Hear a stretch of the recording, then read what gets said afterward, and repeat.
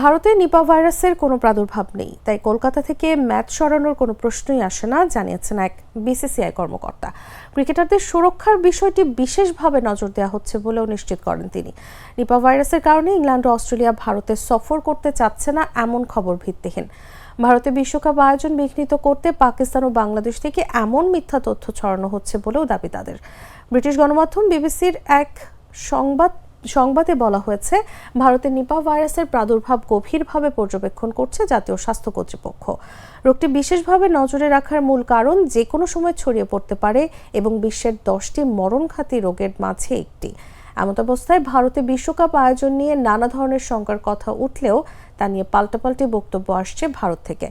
সম্প্রতি বেশ কিছু গণমাধ্যম খবর প্রকাশ করেছে, নিপা ভাইরাসের প্রাদুর্ভাবের মাঝে ভারত সফর করতে অসম্মতি জানিয়েছে ইংল্যান্ড ও অস্ট্রেলিয়া। এরপর থেকে পাল্টা খবর প্রকাশ করছে ভারতীয় গণমাধ্যম। বিভিন্ন প্ল্যাটফর্ম দাবি করছে পাকিস্তান ও বাংলাদেশ থেকে বিভ্রান্তিকর তথ্য ছড়ানো হচ্ছে, যার মাধ্যমে আতঙ্ক তৈরি করা হচ্ছে।